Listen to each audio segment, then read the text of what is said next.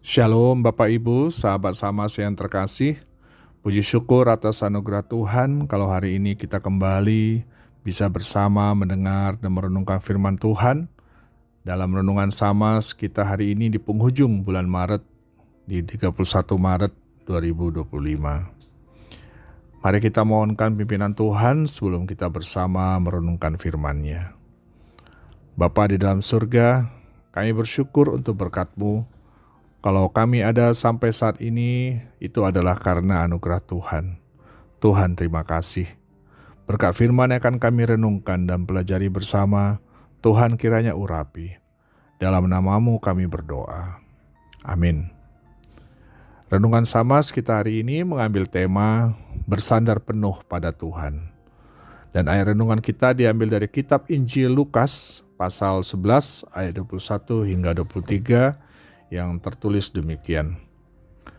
Apabila seorang yang kuat dan yang lengkap bersenjata menjaga rumahnya sendiri, maka amanlah segala miliknya.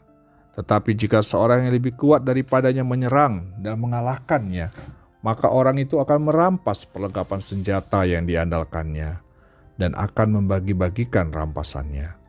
Ayat 23 sebagai ayat emas kita. Siapa tidak bersama aku, ia melawan aku. Dan siapa tidak mengumpulkan bersama aku, ia mencerai-beraikan. Bapak Ibu keluarga damai, ayat bacaan kita ini merupakan perkataan Tuhan Yesus kepada orang banyak saat ketika Yesus baru mengusir roh jahat dari seorang yang dirasuk setan yang membisukan.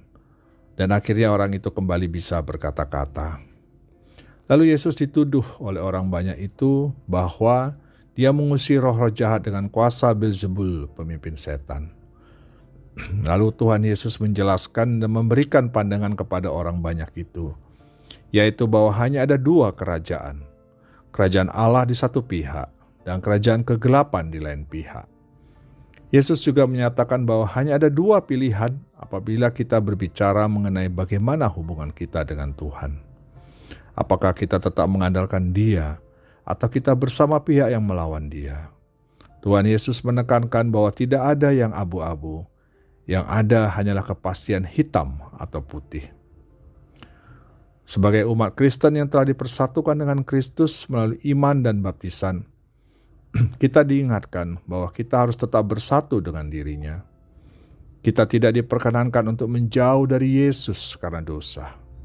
Mungkin kita pernah berpikir bahwa tidak menjadi keharusan untuk berjalan di jalannya. Atau kita mungkin pernah menganggap bahwa kita masih dapat sesuka hati kita memilih perintah-perintah Yesus yang akan kita taati atau perintah-perintahnya yang mana yang bisa kita tolak atau langgar.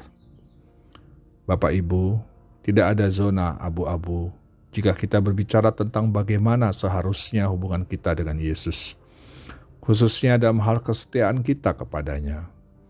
Kapan saja kita memilih untuk tidak mematuhi perintah Allah, hal ini berarti bahwa kita menempatkan diri kita dalam posisi yang berseberangan atau melawannya. Yesus sendirilah yang memampukan kita untuk tetap bersatu dan dekat bersama dengan dirinya.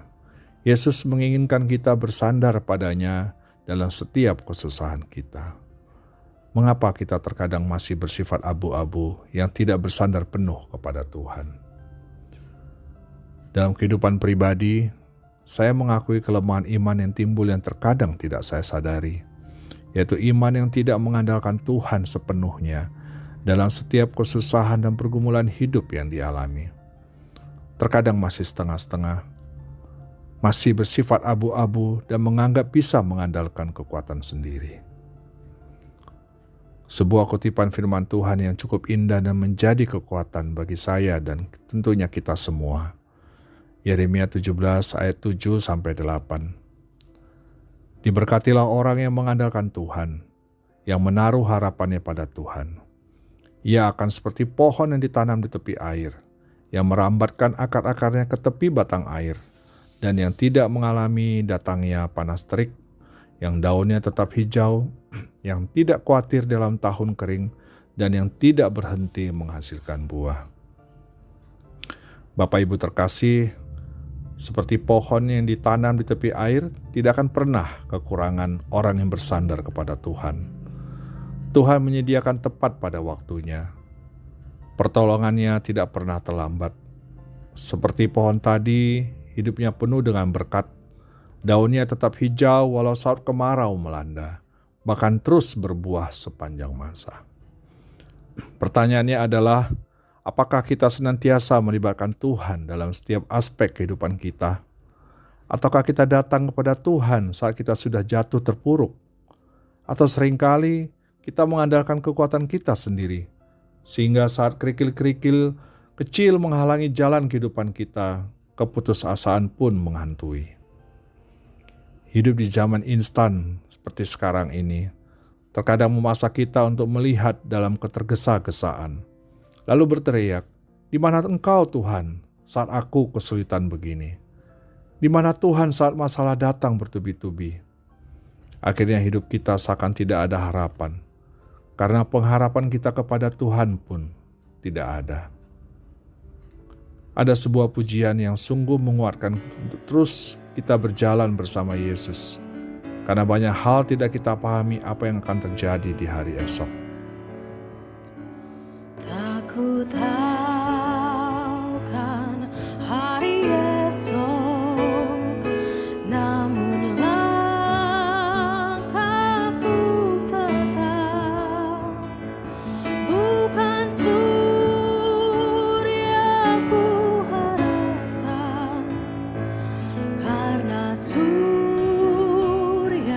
kan lenyap. Oh tiada ku gelisah akan masa menjelang. Ku berjalan serta Yesus, maka hatiku tenang. Banyak hal tak ku fahami dalam masa menjelang, tapi terang bagiku ini tangan Tuhan yang pegang.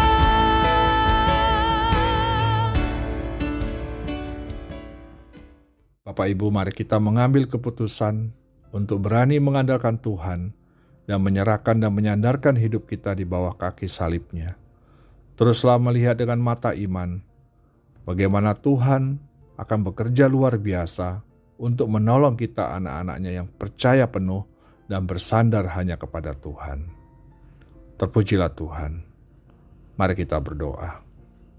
Bapa di dalam sorga, kami bersyukur punya Tuhan seperti Engkau yang tetap mengasihi kami, meskipun kami menjauh dan tidak sungguh-sungguh mengandalkan Engkau dan menyandarkan hidup kami sepenuhnya kepadamu. Berikanlah kepada kami iman yang teguh dan penuh pengharapan kepadamu untuk menatap hari-hari kami untuk selalu dalam genggaman-Mu. Amin.